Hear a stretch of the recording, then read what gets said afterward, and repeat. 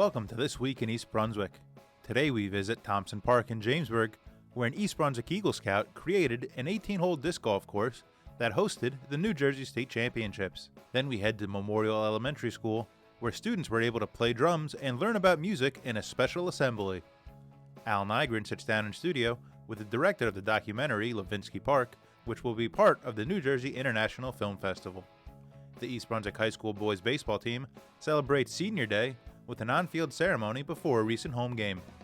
And we talk with members of the Polish American Heritage Council about the upcoming Polish Heritage Festival at the Middlesex County Fairgrounds. So stay with us. This Week in East Brunswick starts now.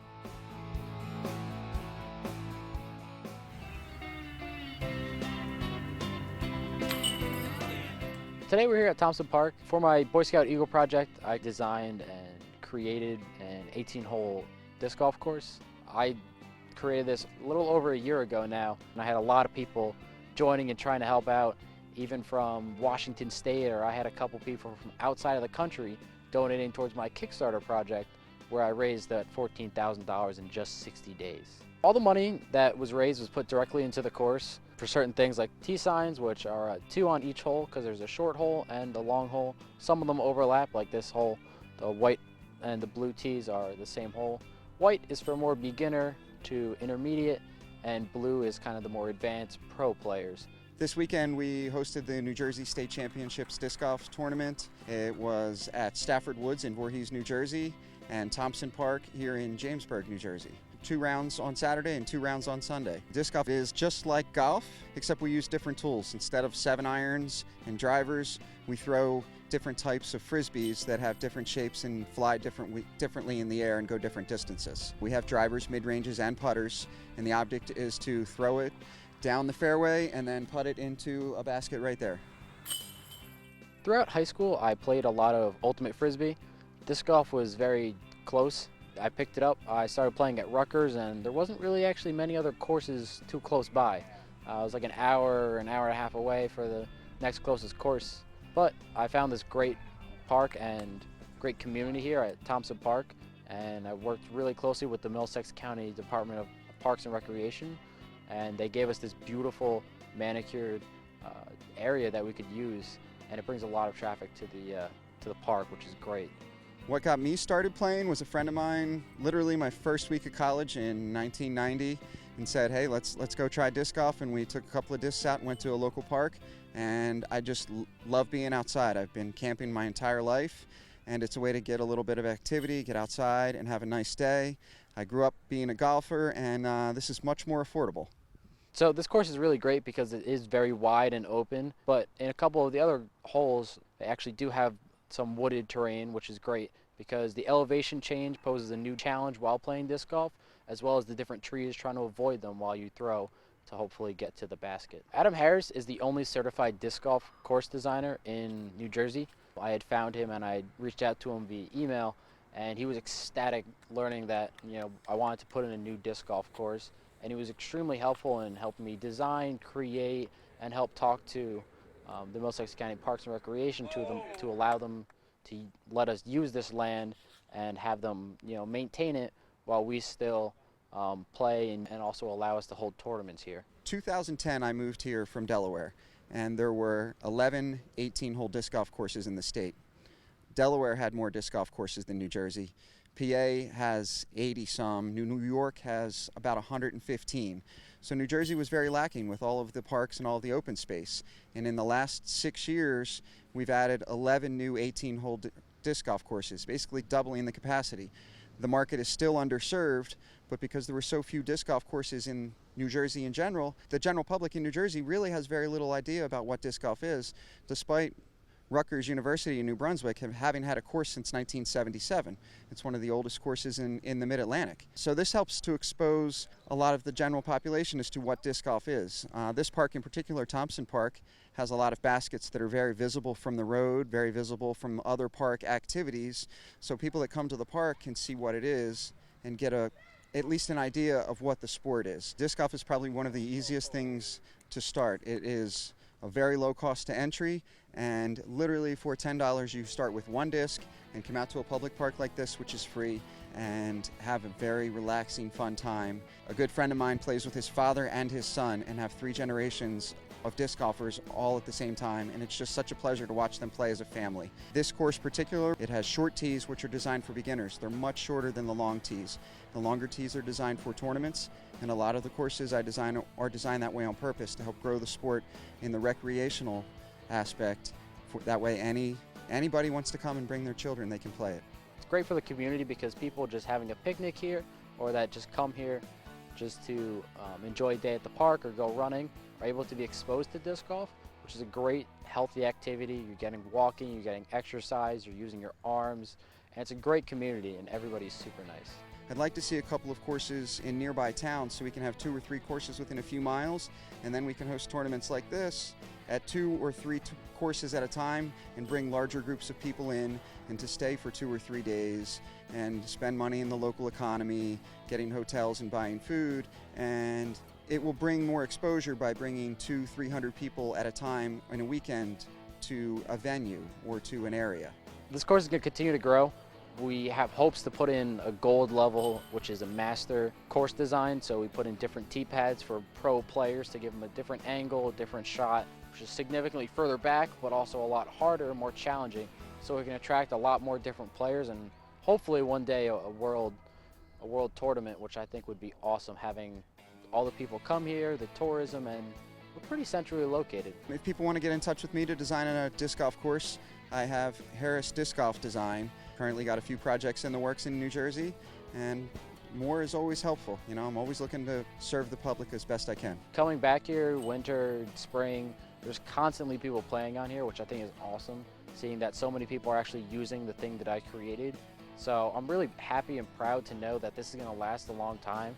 A lot of people are getting to use it, and I think it's an amazing thing that I can come back to and be proud of. Winning by 1 stroke, Andrew Fish coming up from Maryland. Thank you.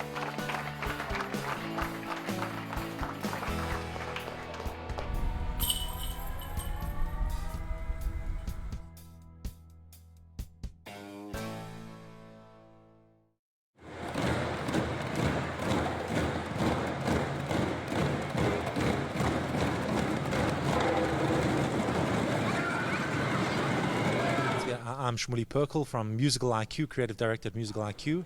Today we're focusing on drums, opening up the creative process to very young kids, hoping that they first of all have an incredible experience, but also to inspire them to what possibilities music can open up for them, and to explore and discover their own innate creative genius.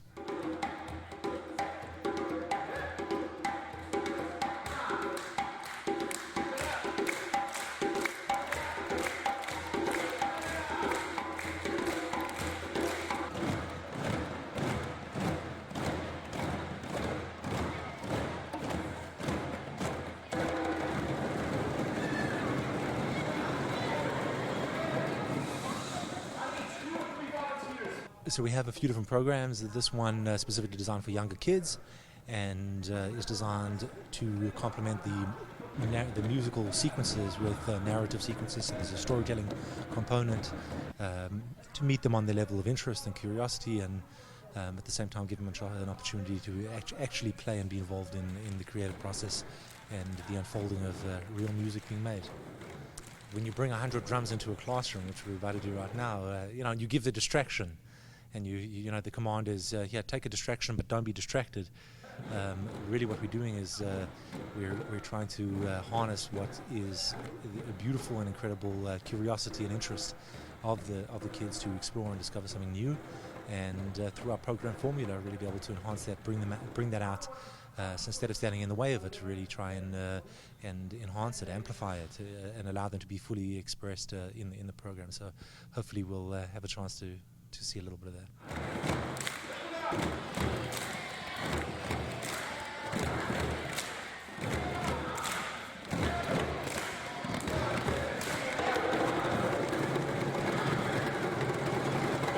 Sometimes hard to control, like they just keep playing, but most kids are good. They listen.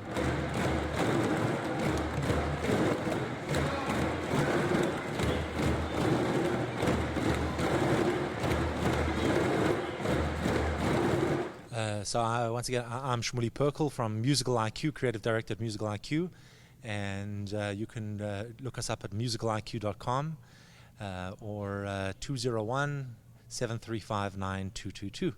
We'll be delighted to hear from you.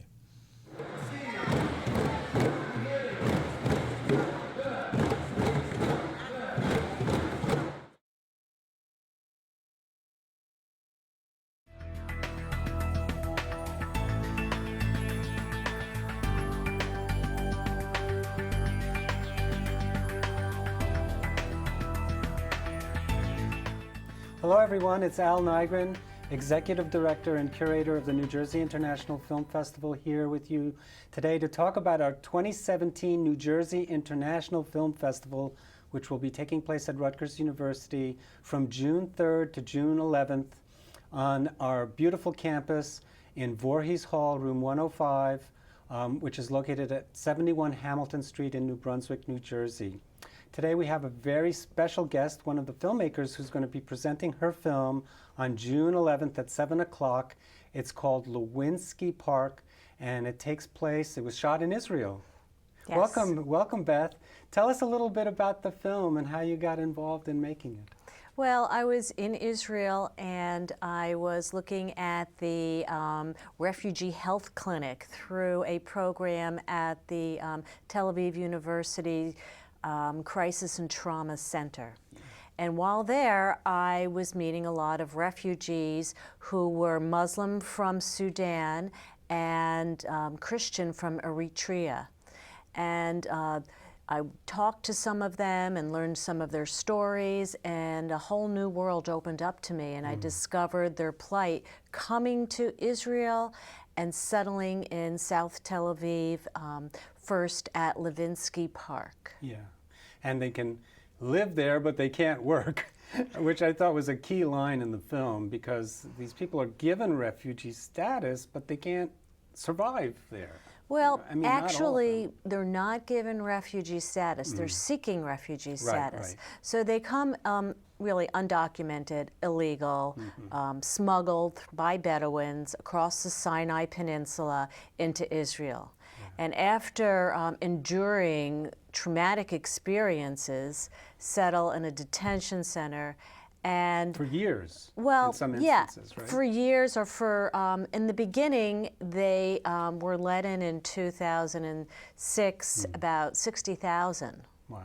and they were given a bus ticket to Tel Aviv until finally there were so many that accumulated in this park that the government said, well, hold on, and they built a high-powered wall and detention center. Right. So it sounds familiar. It does. And so timely that your documentary in many ways mirrors what's taking place in the United States these days. Yeah, and around the world. Yeah, Because, I was able to capture the stories of people who lived in the community upon whom these refugees descended. Right, and their reaction to them. Exactly. And what were some of the reactions that you documented? Well, some were very adamantly fearful of being taken over by refugees, because you have to understand that they burden the community. You have an influx of maybe in 1 year a doubling of the population in South Tel Aviv, but none of the facilities were affected, so that you have the same burden on the garbage collection, on the education system, on the health system, all the social services. Yeah. So what has been the response to your film so far? I mean, I know you've shown it in San Jose at the Cinequest Festival, and do people get it, or do they see parallels to what's going on I think here? in the beginning, before seeing the film, people are sort of they're very unsure as to what it's about, because they immediately assume it's about Jewish refugees who are given citizenship to Israel, like the Ethiopians, being that they're from Africa as well. But they're not. Then they see the film and they realize that it has a global context. It speaks to refugees from all over the world who are seeking asylum who, if they were to go back, would experience a credible fear of danger of their lives. Yeah, yeah. So in Cinequest, that was brought out. We got a great review at the Huffington Post. And since the new administration, there's been a lot of interest in exposing the issues of the refugee crisis. Is the response of the Israeli government similar to the response of the American government, the current American government? The current, yes. Yeah. And we have a right-wing Israeli government as well. Right. And the difference being, because it's been in the right-wing government in Israel has been in place for a while. They would promote legislation that would clamp down on the refugees. However, then you would get lawyers who would represent the refugees and go to the courts, and then you would get a court ruling that would favor refugee status. Right. So there was a lot of constant back and forth, which is it speaks to the democratic process. Right. But I remember one fellow who came and was speaking about how we want to get all of these refugees out of here, and then I flashed back to the movie Exodus, which Otto Preminger had made, where the Jews were trying to find a home in Israel, and they were forced to, basically had to turn around, and so many Jews were not allowed into Israel. And I found it ironic that here we are full circle, where Jews are not letting other people come in, and in fact they had the same hang-up 50, 60 years earlier. It is ironic, and it does speak to a more personal issue of the Jews being refugees. Yeah. And I guess that's what drove me to find an identity to this whole situation. Folks, you have to come and see Levinsky Park, which is going to be the festival closer on June 11th at 7 p.m. in Voorhees Hall, room 105, which is located on the College Avenue campus of Rutgers University, 71 Hamilton Street, New Brunswick, New Jersey. General admission is $12. You can buy tickets in advance, they're $14. You go to our website to get more information, which is www.njfilmfest.com. And Beth is going to be there to take questions and answers. The producer's going to be there too, editor. So there'll be lots of fun. Free food courtesy of Jimmy John's as well. So if you're hungry, you can munch and watch at the same time. And so thanks so much for coming, Beth. And we look forward to seeing you at the screening. Thank you.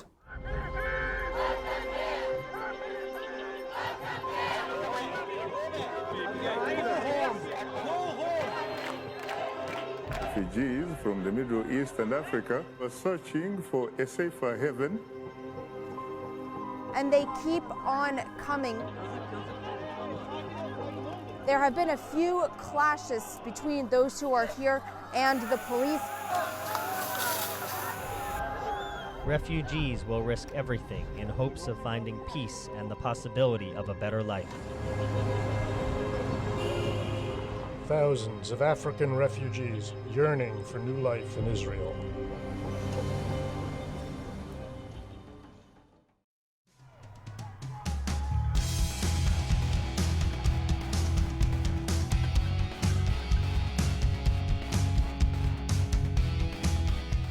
The East Brunswick High School boys baseball team recently celebrated Senior Day, honoring the senior players and managers before a home game against Piscataway. Let's check out the action and meet the seniors.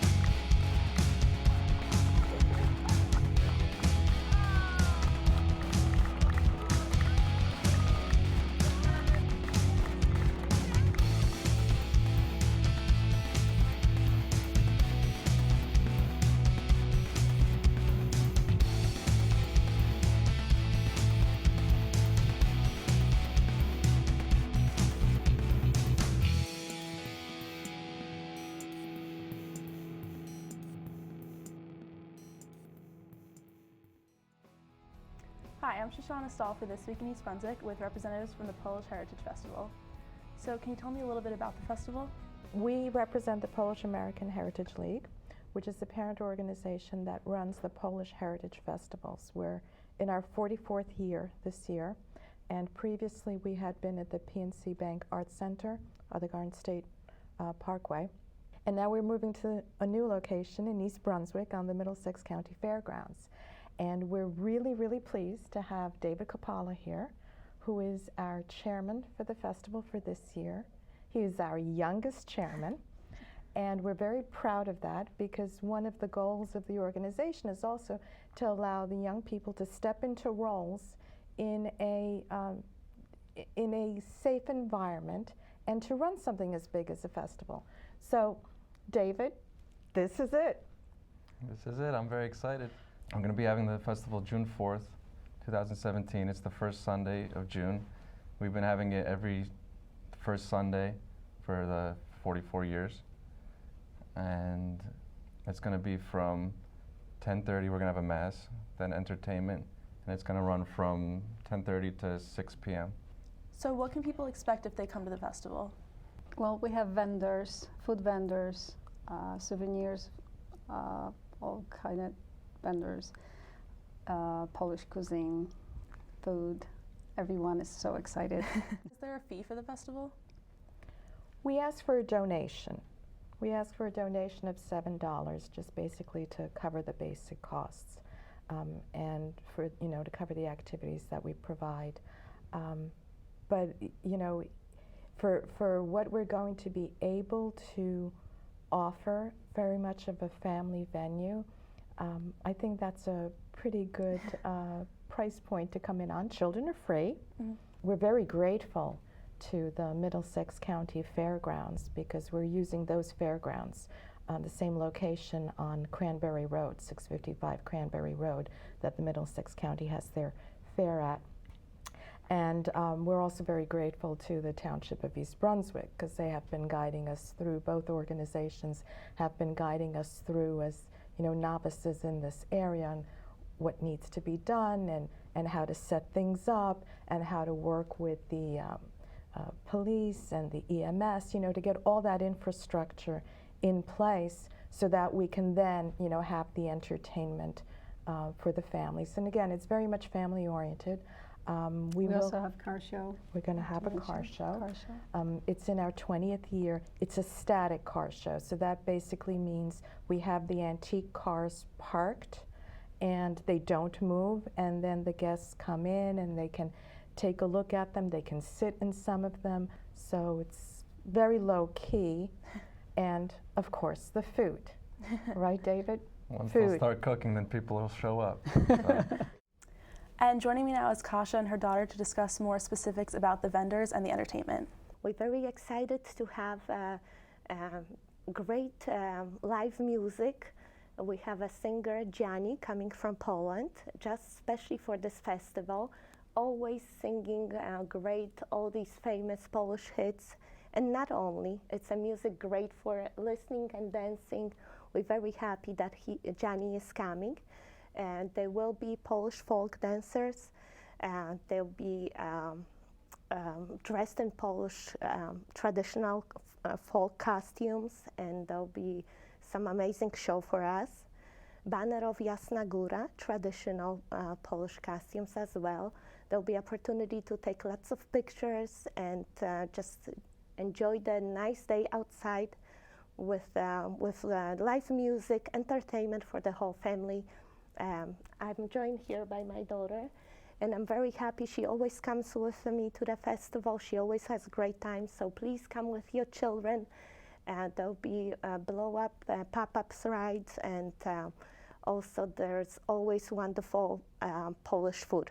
Lots of vendors, pierogi, gołąbki, all the traditional, and the chruściki, the sweets. As well, the vendors, it's a good opportunity to buy some traditional Polish art, like for example pisanki, the Easter painted eggs, things like this. For example,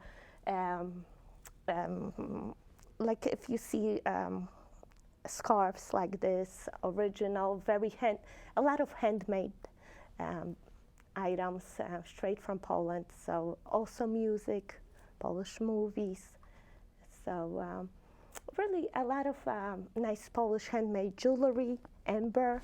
I know some people love amber jewelry. That's definitely gonna be there. So yes, please join us. So June 4th, 2017. Yeah, it's very interesting to come and see a different culture. We're very excited to come to East Brunswick to show to this area a different culture, and I'm sure many people are Polish descent that they'll appreciate it, and some people who maybe never had a chance to see what's our culture about. Please come and check it out and bring your children, the whole families, and it's outdoors, nice outdoors day. Thank you for joining us.